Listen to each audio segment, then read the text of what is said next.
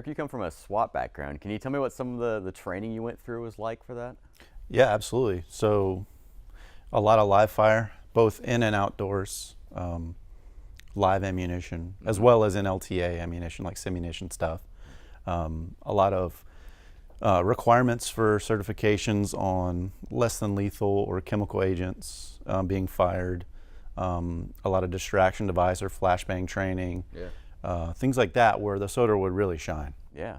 Yeah, for sure. So those are kind of like recurring things where you're having to go in and do them over and over and over again. Yeah, pretty frequently, absolutely. So the biggest thing I see, the biggest benefit that I can immediately see with the SOTR is its size and capability. A lot of times for TAC teams, especially in the training environments, when you're doing chemical agents and things like that, you would wear a gas mask. Well, sometimes that's overkill. Even on live operations, whenever we're using chemical agents or flashbangs and things like that, to have the proper respiratory protection, you would need something like a gas mask if that's your only option. Yeah. Well, the biggest issue and the hindrance of that is its sheer size. Yeah. So there's, we're always trying to figure out the perfect way to stow a gas mask on your kit because you need to have it with you.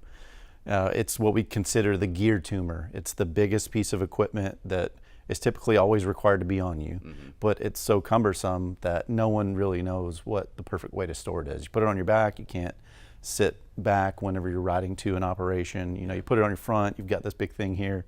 Put it on your waist, it's like banging on doors and stuff. But the SOTR really kind of shines there because it's so small, you can fold it up, stuff it in a cargo pouch, or you could figure out some way to stash it on your kit, especially if you're throwing in something like a step-in visor with the full seal. Yeah. I mean, that's really all you need, especially for on the real live op when you throw a flashbang or do explosive breaching and you're going to be breathing in harmful particulate. You want something like a SOTR instead of a gas mask. Yeah. And then the flip side of that too is, when you're always on the go and threats change with the environment. Of course.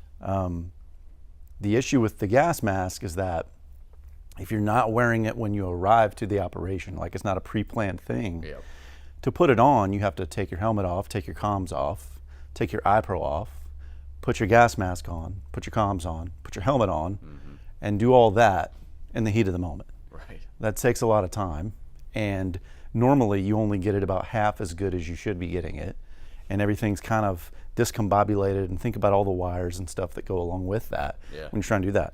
With the SOTR, especially with the O2 strap setup, or even even just the basic strap setup like this, I mean, you're talking about less than a minute dawn and doff time. Yeah, exactly. And I'm assuming that kind of like that unknown threat is something that law enforcement, not just SWAT, but pretty much all law enforcement encounters on a regular basis, right? Yeah, absolutely.